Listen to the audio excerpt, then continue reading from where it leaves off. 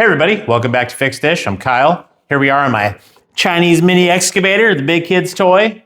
And we're gonna continue with the modifications. If you haven't seen my other videos, click this link after you watch this video. But in this video, we're gonna go over a couple key topics. I upgrade the hardware that I alluded to in the last video for the swing motor. The hardware that's in here is not quite suitable for this application, so we upgrade that. I also install a cooling fan and the controlling circuit for it, and we'll look at some of those things that I did to make that work. With that, there's a lot of people that don't know what the charging circuit of this engine is capable of, and we're gonna go into the detail, and I will show you how much this engine is capable of charging. That way you kind of have an idea of what you need or can do with this mini excavator.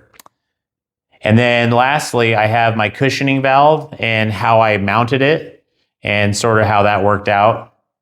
So go ahead and follow me along and we'll get into the more details, the deeper details of what I did and how I did it. So let's start with our cooling fan. So as you can see, I have the cooling fan in here. And this fan is a 10-inch, which basically encompasses this whole area with this machine. That's why I went with the 10-inch. And it uses these little zip tie deals to hold it tight in here. In addition to just having the fan, I also incorporated a control circuit. That way, I don't want the fan to run 24/7. So as soon as you key it on, it's running all the time. I don't think that's necessary. So I incorporated a real cheap controller so that way it turns on only when necessary.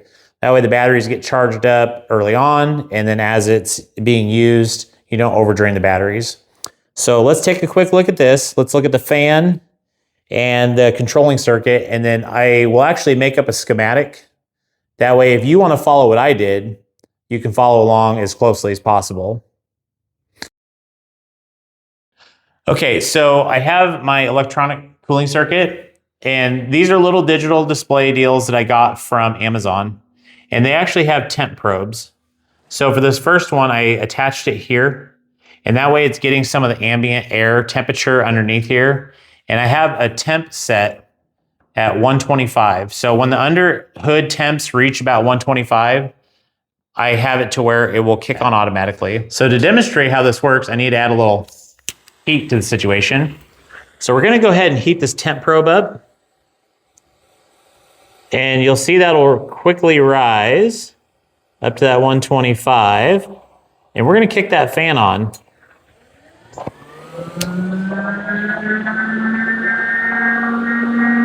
And that fan will quickly reduce my temperature into the hood and kick back off. All right, so as you noticed, there's actually two temperature gauges here. I did that for a couple reasons. One, I wanted to have the underhood temps known while I'm operating and have that controlled. Second is I have future plans to install a hydraulic cooler, potentially down this area. I was going to cut this out and install some of this screen material here for the hydraulic cooler.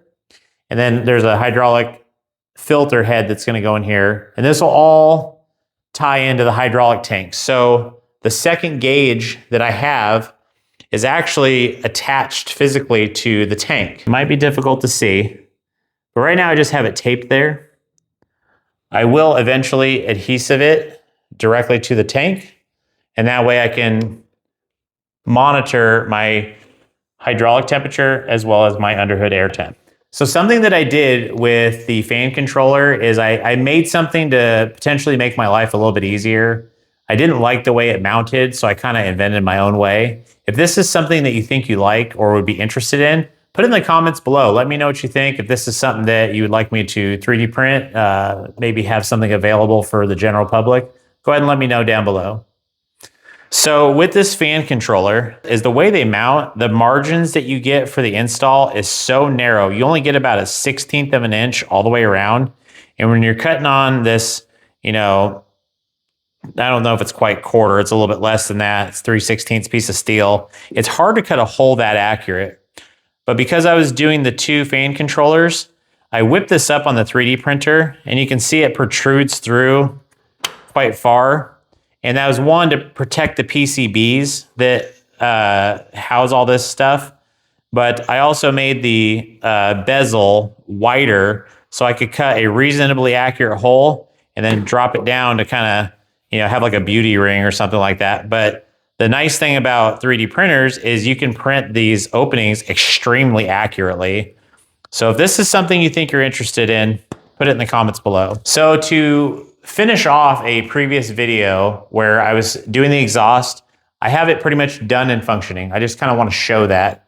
So what I have done is I have the muffler out of the engine bay, and you can see the exhaust is wrapped, and it goes down into a shielded area that I have made.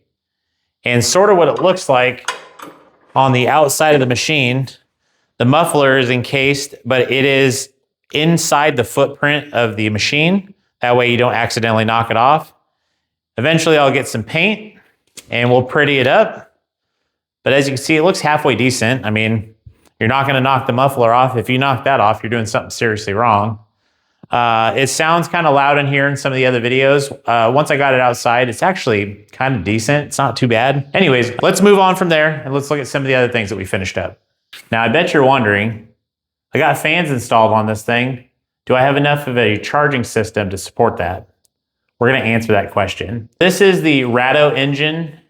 Some of these machines are a Lonson Ratto engine. Basically, they're a Honda GX390 clone. It's a 13 and a half horse engine. And these are basically like the Harbor Freight Predators. There is a difference though. The Harbor Freight Predators, they have like a 3 amp charging system that's advertised.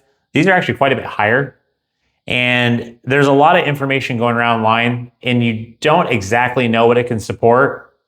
That's something I want to show you. So I have some video that I'm going to put in here that shows me demonstrating what the capability is of this charging system as far as how mine operates.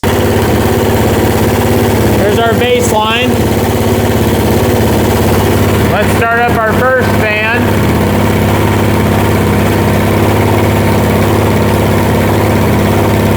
Okay, our first fan is on.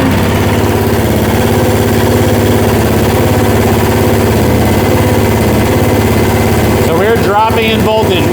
We're not doing well. All right, there we go. We're back where we want to be. Now let's get another fan going.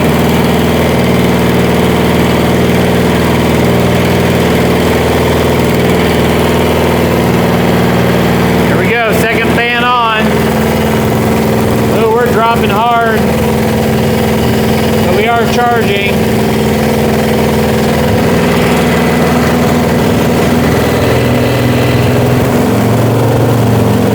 It's about 15 amps max.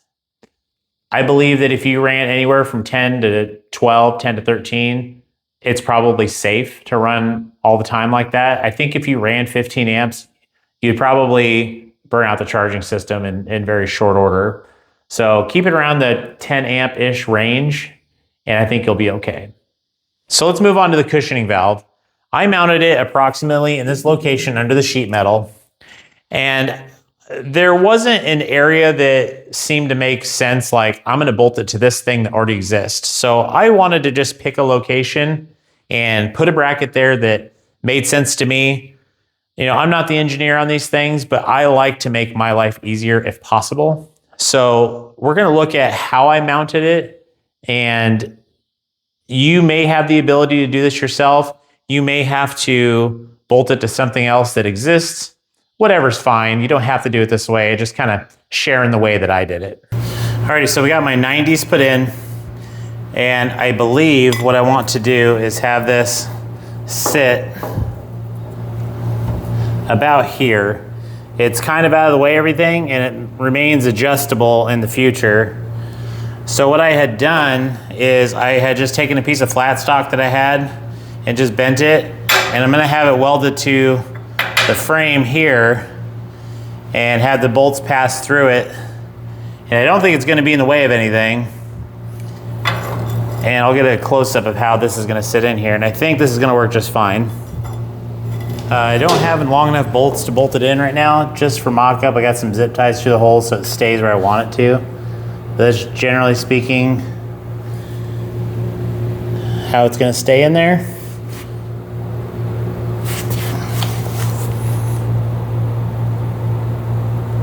It avoids everything quite a bit, and I have full access to adjusting these down the road if I need to.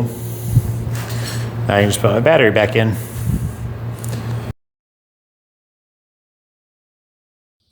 All right, so on the swing motor, that comes with some 8.8 hardware, as I mentioned in a previous video, and that is not suitable for this type of application. So I upgraded it to a 12.9 with the wedge lock washers, or you may know them as Nordlock. It's just 4 pieces of hardware, but in upgrading the hardware, I can increase the clamp load that I put on here. And it's not the easiest thing to get these bolts out. It's also not the hardest thing. One thing that I found out is the fact that they're Allen. If you have ball Allen, it's easier to get in there. Or if you've got extended long Allens, it's easier to get in there.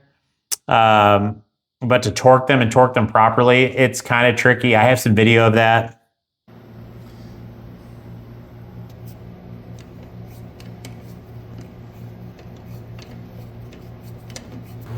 All right, so now I've got all 4 in, and I put an initial torque of 60 all the way around.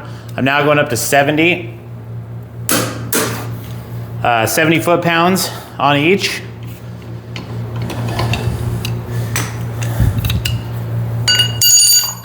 I had to get a little tricky doing some of this. Oh, my light died. Sad day. And I did have to take off 2 of the hydraulic lines in order to be able to swing some tools in here.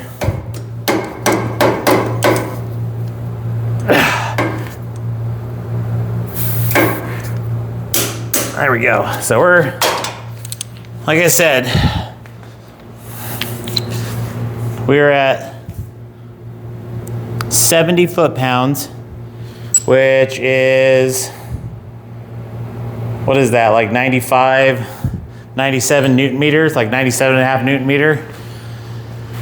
But these are on the wedge locks again, so this motor should not walk now because I've got so much clamp force on it. Almost, actually when I did the conversion on Google, I have over double the clamping force on this motor, so it should not move at all.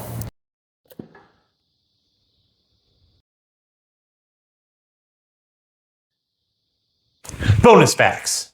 Did you know that your seat is encapsulated in plastic, the back and the front? Just like this, you actually have to dismount the seat cushion to get the plastic off fully. Most people don't do that. However, if you remove the seat cushion off the back, you will notice that the metal that is containing the seat cushion is not painted on the inside. Paint the inside, it will rust. Take the cushion off, paint the inside, thank me later. So since I've installed the new bolts for the swing motor, I've put about 2 hours of operation on it. It's a little less than 2 hours, but I went back and checked to see the bolt tightness, and it's still holding sound. It doesn't move at all. Okay, so far, I dug a little bit out from this retaining wall, and just in moving the muffler, I'm still doing way good. My actual hydraulics are almost as hot as my hood head under my hood temp. Alrighty, so we got that dug, got my drain towel repaired, got it sticking out right there. So I'm going to finish burying this real quick, and then we'll get the animal trap thing in the end, keep small animals from crawling in there like little voles and stuff. And I cut it a little bit tighter to the edge this time, so hopefully the dog doesn't try to dig it up like an idiot. That one right there. Moron. Alright, let's get her buried.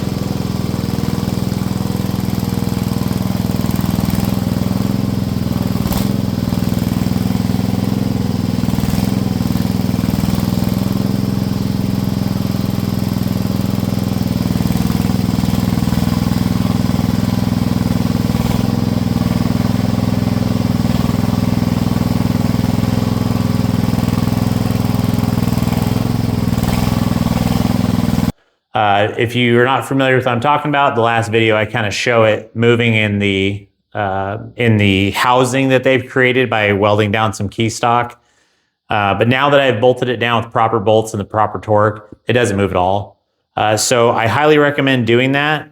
And if it changes, I'll let you know in the future, but it looks like that is the fix to the issue. All right, so there's the mods up to date from the first video where I kind of showed what I was gonna do. We're pretty much all done. Where do you guys wanna see me go from here? What's some stuff that you wanna see upgraded? I'm thinking hydraulic filter, hydraulic cooler, things that I alluded there. Maybe a hydraulic thumb kit. What's some stuff that you would like to see me add to this mini excavator to try to make it more of a utility item? So anyways, that's all for me, and we'll see you guys next time on Fixed-ish.